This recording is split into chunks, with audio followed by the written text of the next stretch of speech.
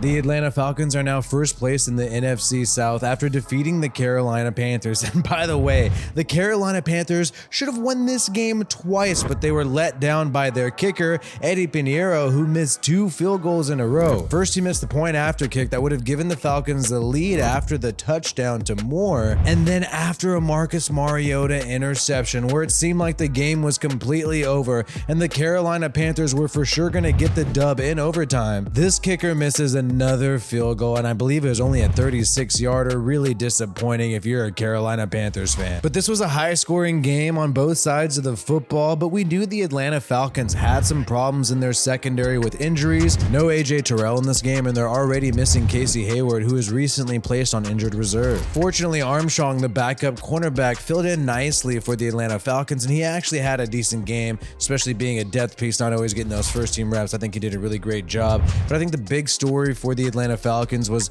Marcus Mariota throwing the football more. You know, a lot of people say, hey, the Falcons are one-dimensional. They got to run the football tons and tons and tons in order to generate anything. You've seen them like have a whole drive where they just hand it off to Huntley. But this time you saw Marcus Mariota go 20 for 28 and actually had his season high in passing yards in this game. He had 253 passing yards, 9 yards per attempt, 3 touchdowns and 2 picks. Now those 2 picks were bad, but it was kind of, you know, a situation where he was trying to give his receiver an opportunity. He overthrew one pass early in the game and Jackson had that interception. But I kind of like the fact that Mariota had those interceptions because it showed that he was willing to be aggressive and also air it out down the field. Mariota also had 43 yards rushing. Algier had 39, and leading the Falcons was Huntley with 91 rushing yards, having that whole committee since you don't have Cordell Patterson. And who knows when Cordell Patterson will come back off IR. If they do, that just makes the Falcons more dangerous. And by the way, he's wearing this t-shirt during this game. Cordell Patterson,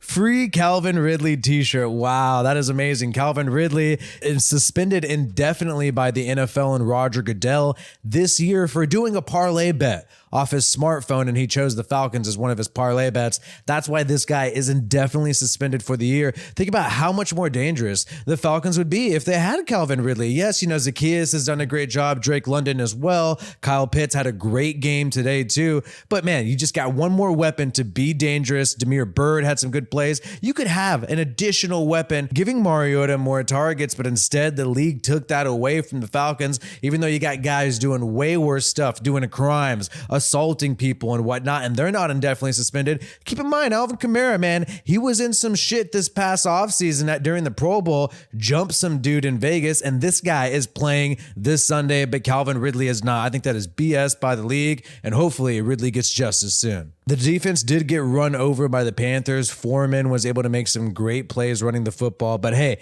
they still made key plays when it counted, just like Lorenzo Carter getting this interception off of a screen play. Amazing. It was a touchdown, a defensive touchdown. Most teams never get those week after week, but the Atlanta Falcons did, and that was a key reason why they won the game. Without those points, where would the Falcons be? But this was a great team win for the Falcons overall. It was great to see Marcus Mariota able to get some production in the passing game in addition to his legs, because you know he always has that production every single week with his legs, and he made some amazing runs today, but also able to excel in the passing game. That's kind of what's been missing for the Atlanta Falcons, getting that passing production going. And if you notice in the beginning of the game, Marcus Mariota did struggle with his accuracy, and then over time he became more accurate throughout the game, going 20 for 28, great completion percentage. That's kind of the thing with Mariota. Keep in mind, when he was with the Raiders, he was a backup. He did not get many game live reps. He also did not play in the preseason that much at all. So this guy is still finally getting used to live game reps, and I think you're going to see him be more and more accurate as the season continues. And so the Falcons are in a real good position to make the playoffs here, and they're a really dangerous team that I don't think a lot of people would want to play because they could always make those miracle moments happen.